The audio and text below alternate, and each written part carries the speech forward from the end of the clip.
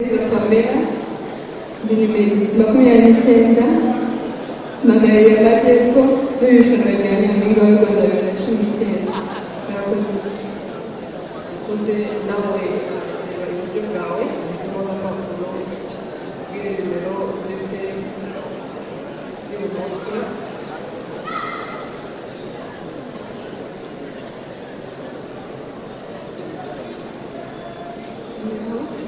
Yo bisabye ibigo ni 6 ibumoso ni 8.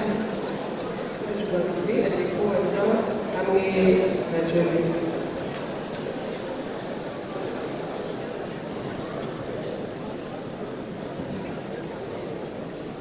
Pamela, watubwira ibintu bibiri bya ngombwa umva Minisiteri y'Uburezi yakora kugira ngo ikomeze izamure ireme ry'uburezi mu Rwanda. Murakoze. Ikintu cya mbere nasaba Minisiteri y'Uburezi gukora kugira ngo yongere ireme ry'uburezi mu burezi bw'u Rwanda ni uko yakongera ibitabo byinshi bijyanye n'amasomo y'abanyeshuri. Icya kabiri nayisaba gukangurira abana bari ku muhanda yaba bagize ibibazo bakava mu mashuri cyangwa se n'ibindi bibazo ikabasubiza mu mashuri. Murakoze.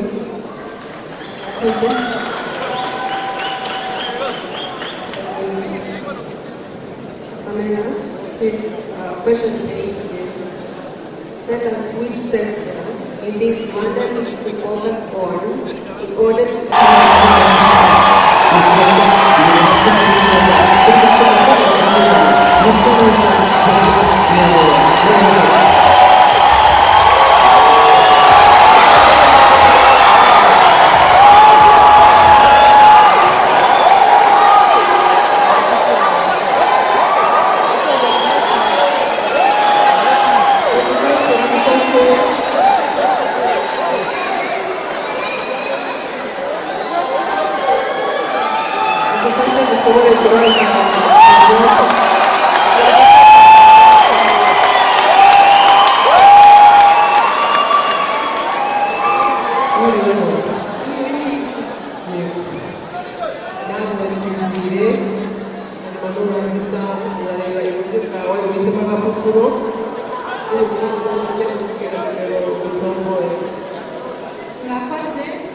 amazina yanjye ni Josiane Mwiseneza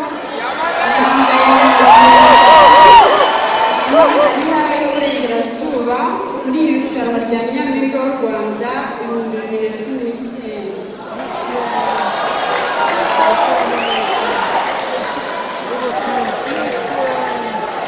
Nomboye nimero 8,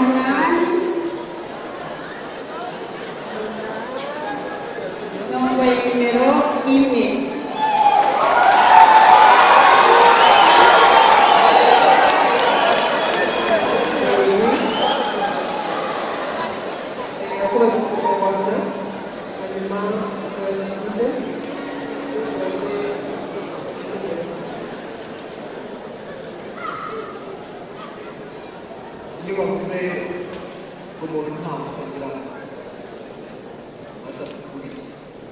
Murakoze. Nibyo koko bajya bavuga ko umuntu nta mucagira. Ubundi iyo bavuga ngo umuntu nta mucagira ni uko hari imyitwarire imwe n'imwe baba bamubonyeho idahuje n'indangagaciro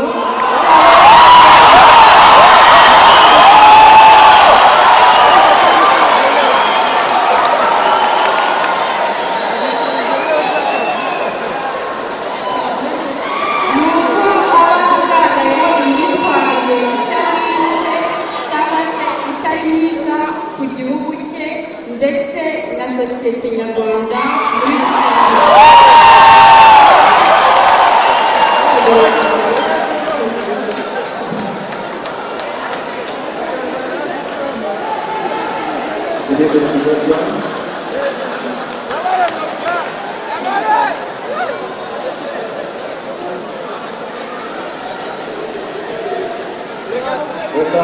reka dukurikirane ibisubizo bya Josiane. Josiane, you picked number 1 Yes. from the English basket. And the question is, what is the most important thing that you have achieved over the last 10 years? And why do you find it so significant to you? Come again, please.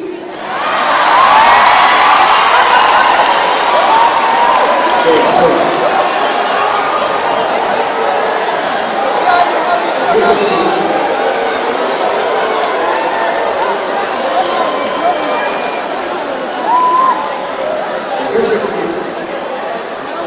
What is it?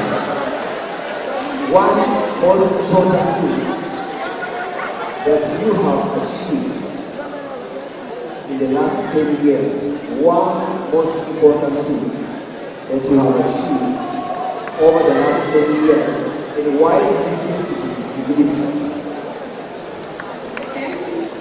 The first one achieved in the last 10 years for me, I think, is getting diploma and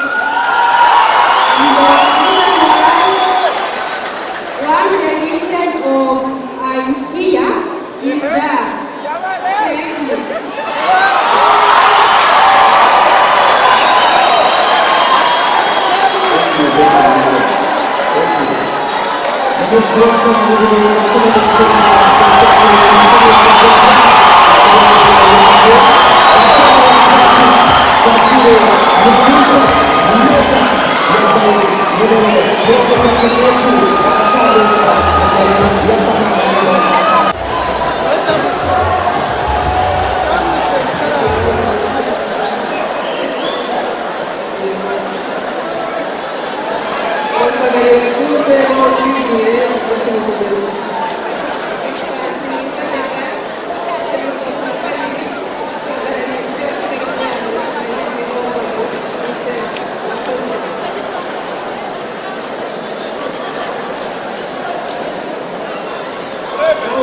Thank you.